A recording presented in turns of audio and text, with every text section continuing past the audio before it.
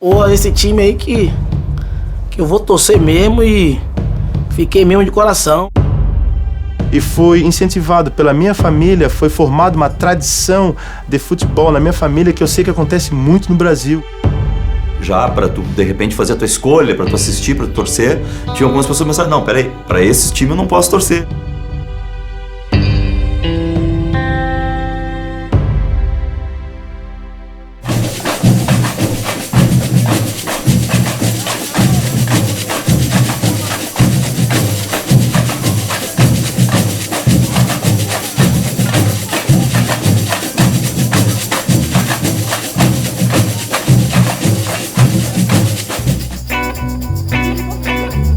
Atacante bom é craque, defensor bom é santo. Leais, honrados, respeitando a si mesmo para respeitar o outro. Futebol é uma disputa. Em alguns momentos, futebol é uma guerra. Uma guerra no sentido figurado, claro, ninguém tem que se matar pelo futebol. Mas quando você estabelece uma rivalidade feroz, de dois lados, né, um contra o outro, é um cenário de uma guerra. Ninguém quer perder. O cara tem que entender o outro como um adversário, não como um inimigo. E para isso serve o futebol e para isso que a gente tem que defender, sempre bater nessa tecla. Olha, o futebol é apenas um jogo de bola, não é uma guerra, né? Não vai se decidir o destino do mundo numa partida de futebol. Eu acho que o paranaense em si ele tem umas características, talvez pela colonização, então que ele joga quieto e que ele tenta jogar sempre justo. A torcida atleticana, ela aplaude em pé essa atitude. É um time que pode se orgulhar, nunca contou com favorecimentos, arbitragens, nenhuma ajuda tendenciosa, jogou na bola com grandes equipes. A gente quer o título, lógico, a gente vai brigar pelo título, mas a gente quer o título na luta. A gente não quer o título no apito, a gente não quer o título na influência. 2001 foi um ano sensacional, para mim é um marco na minha vida. Uma mudança da água para o vinho. A primeira final de 2001 foi o jogo acho que mais feliz e mais importante da história de todo atleticano. Estádio lotado, 30 mil pessoas, quando a gente viu entrando aquele time, cara, em campo. A gente cantava as músicas junto com a torcida, a gente vai ficar o cara inteiro arrepiado. Vem aquele coro, Atlético, e você acompanha o estádio inteiro como se fosse uma ola, uma sinergia só. Faz toda a diferença, A gente quer vencer um campeonato, a gente não quer comprar um campeonato. A torcida tá lá para isso, senão virávamos acionistas, não torcedores, né? A gente quer merecer, a gente quer que todo mundo fale. O Atlético Paranaense mereceu o título, o Atlético Paranaense é o campeão. A torcida é a energia que empurra o Atlético.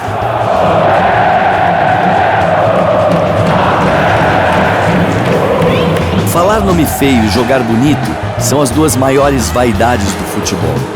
A primeira é prática do torcedor. Vaiar o bandeirinha, cumprimentar a mãe do juiz, exorcizar os demônios da língua. A segunda é do habilidoso, do que nasceu para provocar exclamação entre os colegas e interrogação entre os adversários. A melhor coisa para o torcedor é ganhar um clássico aos 48 minutos do segundo tempo com um gol impedido. E quando é completamente inverso, não devia ser nunca assim, né?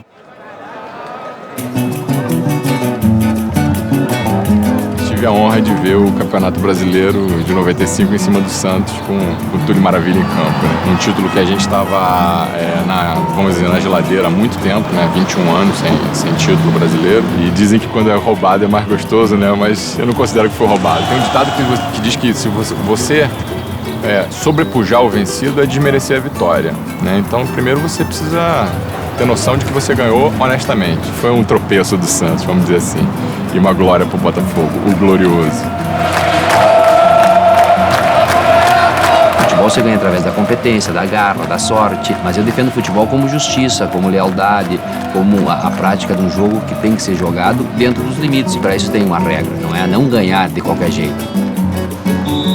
Olha, eu acho que o Renato ele é um exemplo só por estar em campo. Outro dia eu vi até ele um jogo e o Renato não é um cara que sempre jogou muito limpo e tal. Bom, fair play eu acho que é um jogo limpo, né? Eu acho que eu aprendi desde cedo principalmente nas categorias de base do Guarani. A história dele é uma história pública, ou seja, todos os jogadores sabem da capacidade do Renato técnica e do comportamento dele em campo. A gente sabe que quando você está ganhando, você quer tocar bola, você está bem. Você está perdendo, às vezes a cabeça está do outro lado, mas tem que controlar. Eu coloquei na mente que o fair play acho que tem que existir no futebol. Com a gente mostrando esse respeito dentro de campo, com certeza a gente pode estar mudando algumas cabecinhas aí. Então o Renato, assim, é um cara que no meu tempo, quando eu jogava, quando eu apitava, ele jogava, um cara extremamente correto, e o jogo que eu acompanhei dele aqui foi manter a mesma performance. A minha carreira sempre foi assim, sempre de respeitar o adversário e jogar sempre na bola.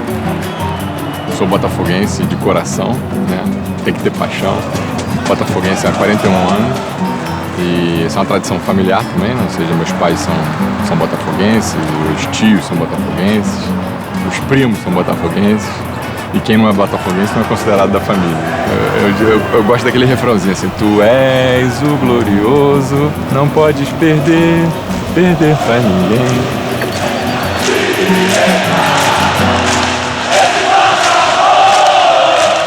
O Tele é o único cara de quem eu ouvi o Zico dizer que o Tele foi o único técnico com que ele trabalhou que jamais mandou bater.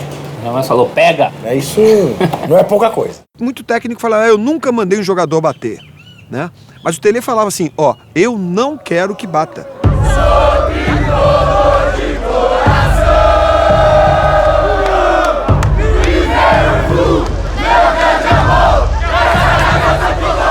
Eu me lembro das coisas a partir do Fluminense. Eu me lembro, a minha primeira memória de 4 anos de idade num treinamento dentro do Fluminense, vendo os jogadores conversando, brincando com eles.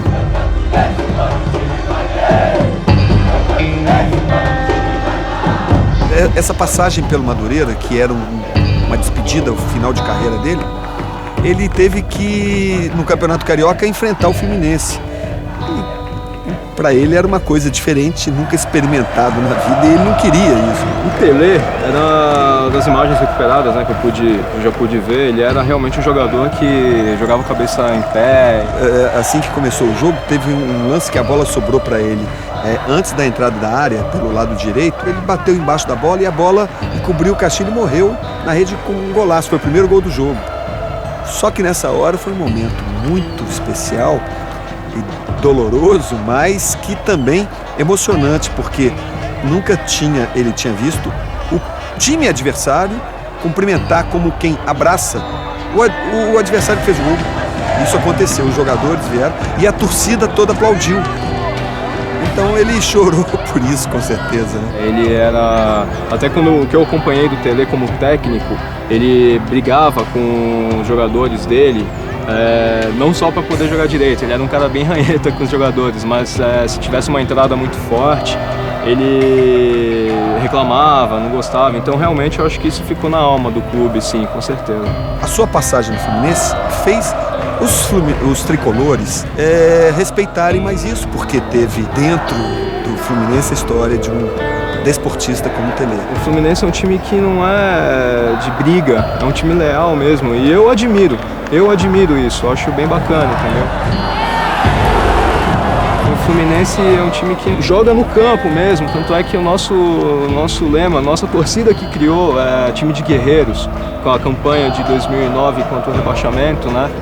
Eu acho que se a gente abrisse o coração ia ser esse emblema aqui. E como dizia Nelson Rodrigues, Pelé nunca foi e nunca será outra coisa que não um eterno tricolor.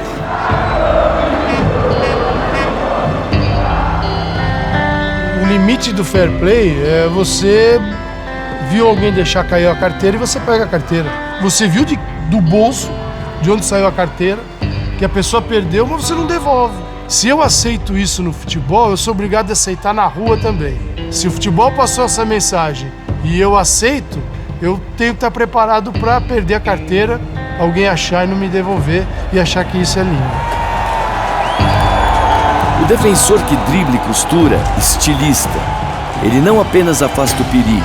O motivado, que transforma tango em samba. O virtuoso, silencioso de propósito para afanar o lance. O leal, expoente da única lealdade que existe, a lealdade com a bola.